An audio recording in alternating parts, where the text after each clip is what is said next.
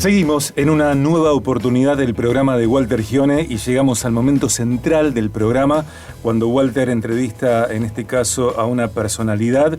Leemos en su cuenta de Instagram que es periodista, conductor, escritor, productor, profesor de Universidad de Buenos Aires. También es reconocido por un muy buen libro que él editó, su primer libro titulado ¿Quién soy? En busca de la identidad, que narra su propia historia de búsqueda y hallazgo. Trabaja en Infobae, en Radio La Red, en Radio Conexión Abierta, es parte de La Cornisa, tanto en la etapa de América como en La Nación Más. Estudió Ciencias de la Comunicación, decía yo, en la UBA, donde es profesor. Estudió Crimen Organizado, Corrupción y Terrorismo en cursos de especialización en Derecho de la Universidad de Salamanca. Es un gusto recibir en una nueva oportunidad a Hugo Machiavelli. Hola Hugo, ¿cómo estás? Hola Walter, ¿cómo va? ¿Qué tal? Bueno, muchísimas gracias Hugo por darnos esta posibilidad de entrevistarte en este día.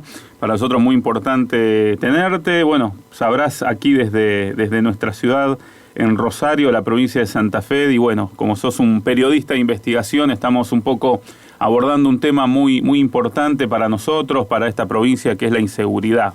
Y bueno, quería comenzar un poco preguntándote cómo ven el fenómeno de tanto de Rosario y de la provincia de Santa Fe, desde allí, desde Buenos Aires, un poco de lo que vos haces, que es periodismo de investigación, cómo esto ha golpeado o este fenómeno ha crecido a nivel nacional, un poco para que nos contés desde allí y le contés a la gente nuestra aquí desde nuestra ciudad, de nuestra provincia, cómo nos ven, ¿no? en cuanto a este tema.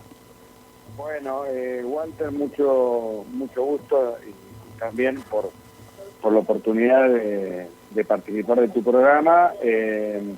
Solo un detalle ahí en la actividad. Yo escribí 6 libros, el último fue una investigación justamente llamada La Confesión del Contador. Uh-huh. Justamente Víctor Manzanares, el contador de los Kirchner, revela en ese libro parte de una estructura que ha formado el kirchnerismo, que incluye en sus declaraciones judiciales en las causas del Tesoro y los Sauces, y después otra cantidad de libros en donde también se abordan distintas investigaciones. En el libro ¿Quién soy? Yo cuento 10 historias sobre el tema de la identidad, que es muy interesante, y también, si querés, hablamos un poquito de eso después, pero básicamente me tocó cubrir lo que pasa en Rosario, incluso. Fíjate que en Salamanca, en ese curso de especialización, curso de posgrado en la Facultad de Derecho, donde estudió Manuel Belgrano, uh-huh, compartí con un par de fiscales, no voy a dar el nombre, que participaban de la investigación en la que fueron juzgados gran parte de los involucrados en el narcotráfico, que incluyó a policías. Estuve allí trabajando el tema también en su momento, recorrí bastante y conozco algo de ese entramado, que te diría es es la gota que rebalsa el vaso, o lo que asoma de un iceberg en donde las estructuras del narcotráfico en la Argentina vienen creciendo desde hace muchos años. Uh-huh.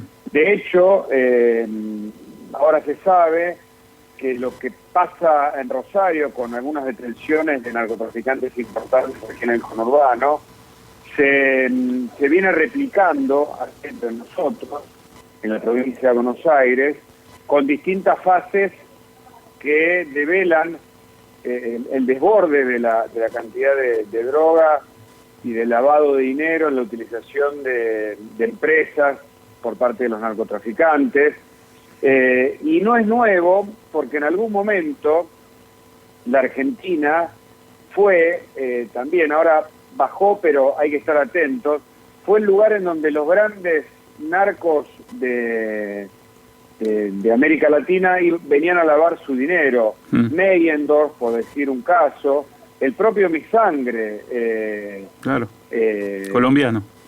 colombiano, Londoño, López Londoño, alias Mi Sangre, a quien también entrevisté en la cárcel, ahora está detenido en Estados Unidos, porque justamente allí se le sumaron varios procesos por el tema lavado. El hombre que fue indicado por Bernie como el mayor narcotraficante del mundo, yo no sé si tan así, pero sí que participó de la captura de Pablo Escobar Gaviria como parte de las autodefensas, en donde en Colombia se mezclaban el narcotráfico, la defensa de grupos civiles que se terminaban armando, bueno, lo paramilitar.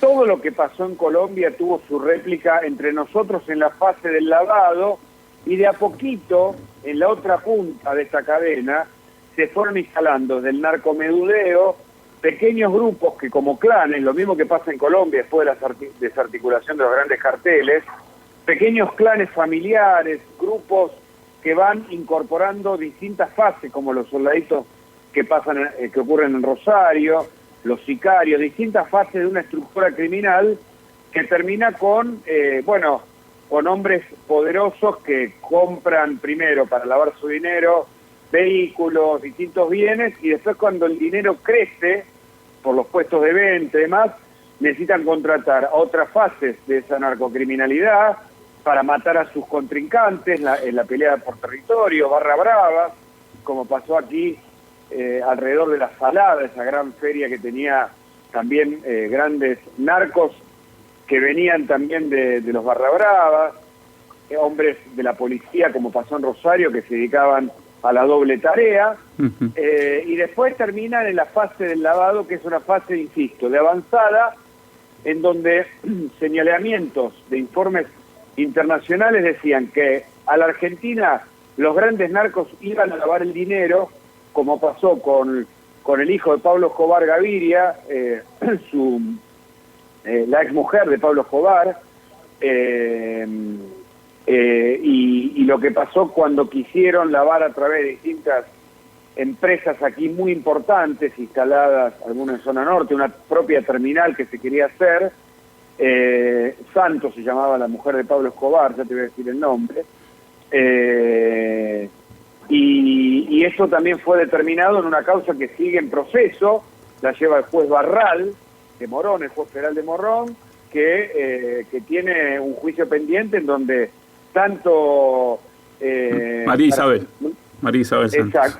Ya no te voy a decir el nombre de la mujer de Pablo Escobar, su hijo, Corvo Dolcet, un intermediario, eran parte de una estructura donde Piedrahíta Ceballos, el gran heredero del cartel de Cali, tenía una pata en la Argentina para el lavado de parte de la herencia de Pablo Escobar. Para que entendamos esto en un mapa más complejo, ¿no? Hugo, ¿y cuánto se necesita de toda una base en lo político para que esto lamentablemente haya crecido y se haya arraigado también aquí en nuestra región? Bueno, ahí tenemos otra etapa que ocurrió sobre todo en los 2000 con la detección de narcos que desde la industria farmacéutica y a través de los laboratorios comenzaron con los medicamentos, después se pasaron para el lado de los precursores químicos, y también me tocó entrevistar, y fui el primer periodista en entrevistarlo en Paraguay cuando fue detenido, y luego lo entrevisté, el único que lo entrevistó aquí en la Argentina, a Pérez Corradi, Ibar Pérez Corradi, el hombre acusado de ser el autor intelectual de la muerte de Forza, de Vini y de Ferrón, el triple crimen, claro. El triple crimen, ustedes lo recuerdan, de la efedrina, y Pérez Corradi me contó, además, sus lazos cuando estuvo en la Triple Frontera, prófugo durante el gobierno kirchnerista, cómo se había entrelazado él con carteles internacionales, incluso tenía el apoyo de un miembro de Hezbollah. La mafia cruza, la mafia en general del crimen organizado cruza transversalmente los delitos, y para lograr extenderse de manera efectiva necesita cierta relación con la política local que le abra las puertas o que no los moleste. Esteban Ibar Pérez Corradi fue uno de los aportantes de una de las campañas del kirchnerismo, y él contó cómo fue avanzando en su negocio. Fíjate vos, desde los gimnasios en donde se vendían pequeñas dosis de efedrina, se dio cuenta que había un negocio ahí, y en algún momento el propio Cedronar se encontró exportando cantidades de efedrina sin ningún tipo de control, o en todo caso con la venia o con la omisión del poder político local, y con él y otros de los laboratorios aportando las campañas políticas, y allí es cuando se entremezclan los negocios, y los narcotraficantes empiezan a tener zonas de actuación liberadas, como se ve en las películas, ni más ni menos. Yo diré que en la realidad esto supera la ficción. Hugo, ¿y cómo es entrevistar a esa gente que a veces uno lo ve justamente por series o alguna biografía y tenerlo frente a frente sabiendo que su accionar han hecho tanto daño, tanto mal a la sociedad en sí, ¿no? María Isabel Santos Caballero, Sí, la mujer de Pablo Escobar. De Pablo Escobar, no quería omitir el nombre.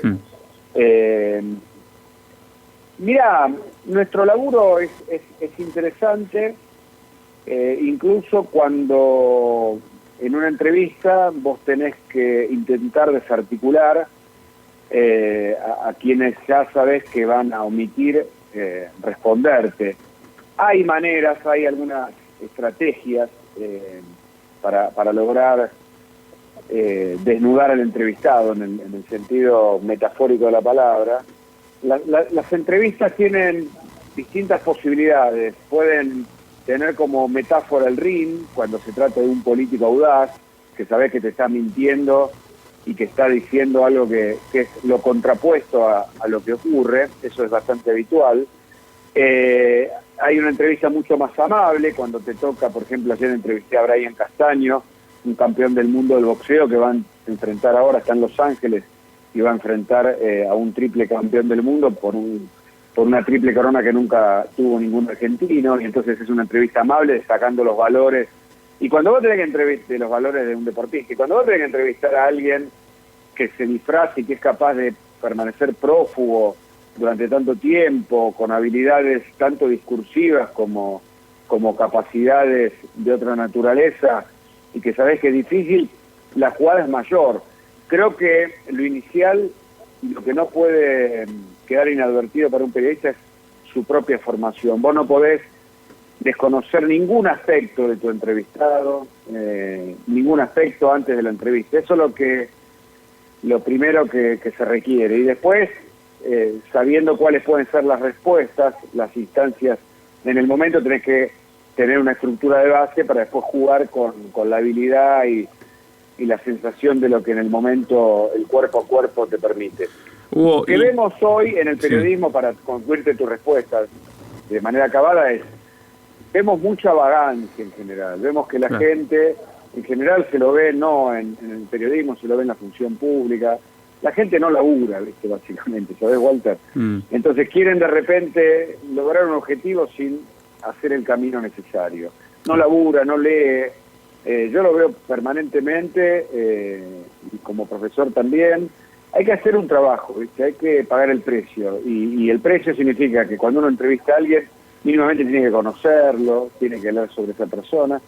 Y bueno, a veces tenemos más o menos tiempo, pero por supuesto que si uno entrevista a alguien complejo necesita mucho más tiempo para la preparación. Claro. Hugo, y yendo para otro lado, un poco sé que sos un hombre de fe, por eso también un poco tiene este sentido la entrevista. Creo que compartimos con vos la misma fe evangélica. Y bueno, como esto es un programa que está un poco apuntado también a este sector que nosotros tratamos de alguna manera un poco ayudar o abrir los ojos de la situación tan difícil que estamos atravesando como sociedad, y cuánto nosotros también como hombres de fe, mujeres de fe, podemos desde el lugar donde estamos poner ese granito de arena para una construcción social diferente, a largo plazo, buscando el bien común realmente. ¿Cómo pesa tus valores de fe en cuanto a tu profesión, a lo que es justamente el periodismo de investigación, que es bastante jugado y seguramente habrás tenido muchas amenazas seguramente o situaciones desagradables que atravesar en busca de justamente de esa verdad que uno persigue? Yo creo que nosotros tenemos que ser útiles en el momento en el que nos toca vivir, en el contexto en donde Dios nos pone, tratar de ser en lo posible un lugar de ser, digamos, hacer de nuestra vida un lugar de servicio, y tal vez una luz o algo que pueda, a partir no de lo que decimos tanto, sino de lo que hacemos, pueda resultar una posibilidad en el medio de un pantano donde muchos perecen o donde muchos se ahogan. Digo, bajo las tentaciones o sucumben bajo los narcisismos y los egos, incluso en mi propio medio, uno tiene que tratar de hacer un laburo extra para ser útil a los demás. Nuestra vida sin el servicio de los otros no tiene ningún sentido. Cuando nos encerramos en nuestro propio proyecto y dejamos de ver o de trabajar para los demás, nuestra vida se torna más pobre, más gris, y yo creo que el secreto está en pensar mucho más en los otros que en nosotros mismos. Este ejercicio incluye una permanente autovaloración de lo que uno está haciendo, porque tendemos a caer naturalmente en mirarnos el ombligo, y creo que hay un ejercicio en ese sentido por tratar de modificar eso pensando en lo que nos corresponde. Ahora, cada vez más, Walter, a mí me gusta tratar de liberarme un poco de la etiqueta. Me escribí con algunos amigos creyentes. Yo al principio fui más católico, de hecho me casé en la iglesia de Lourdes porque soy de santos lugares, y después a los 20 años me incliné hacia el protestantismo, como decís vos, el mundo evangélico, aquí se lo conoce, pero creo que Dios no hace a veces esas distinciones, ¿viste? Que a nosotros nos encanta, ¿viste?, meternos etiquetas de acá y de allá, solo porque miramos al otro como un diferente, y nos cuesta tener la empatía a veces para ver al otro en una de esas como que tiene razón en vez de nuestra propia razón. Somos en eso todavía muy mundanos, ¿viste?, si vale la expresión en estos términos en los que hablamos, digamos, teniendo en cuenta la mirada, qué sé yo, más creyente o más desde lo que significa en lo espiritual. Creo que ahí sí vale la pena pensar en que Dios a través de su gracia nos salvó, ¿viste?, y que ninguna obra que hagamos va a ser suficiente, y en todo caso, si el aire que respiramos y este contacto que tenemos lo tenemos, es porque Dios lo permite. Sí. Esta es mi mirada en el fondo. Entonces, yo te digo, ahí creo que tenemos que hacer, ahí sí como los evangélicos, un esfuerzo por dejar de mirar al otro como no creyente, ¿viste? Ese tipo de miradas que en definitiva son muy negativas. Creo que Dios no mira al mundo entre creyentes y no creyentes, más allá de que en la Biblia hay alusiones, digamos, a los gentiles o al pueblo de Israel, etcétera, etcétera. Creo que también el alerta sobre el fariseo y el publicano como metáfora de lo que el fariseo miraba al publicano como desde un lugar de arrogancia, es un peligro que está todo el tiempo alrededor nuestro, ¿no? Nosotros creemos que tenemos un tesoro porque de algún modo tenemos el mérito de la fe, como bien dijo Dolina. Yo no tengo fe porque no tuve ese don que me alcanzó. Bueno, la fe es un don que viene de Dios, y todo lo que tenemos viene de Dios. No hay ningún mérito que nosotros podamos hacer para añadir a nuestra estatura un codo, ¿no?, dice la Escritura. Así ya es. Hablando en nuestro lenguaje. Bueno, Hugo, desde ya quería agradecerte por este tiempo. Sé que te robamos un tiempo que estás compartiendo en familia, y la verdad que desde ya agradecerte y pedirte que una próxima entrevista para poder seguir ahondando algunos temas bastante interesantes. Así que bueno, desde ya agradecerte por este tiempo. Es un gran productor y un gran periodista, Sergio. Contemos, así es. Gracias, Hugo, querido. Muchas gracias. Te mando un abrazo inmenso. Existe y trabaja, y para mí siempre que se puede es un placer compartir. A veces... Así es. Bueno, muchísimas gracias, Hugo. Gracias. Un gran abrazo para todos, y bueno, que tengas un lindo Día del Padre. Bueno, gracias. Un cariño. Abrazo. Chao, chao.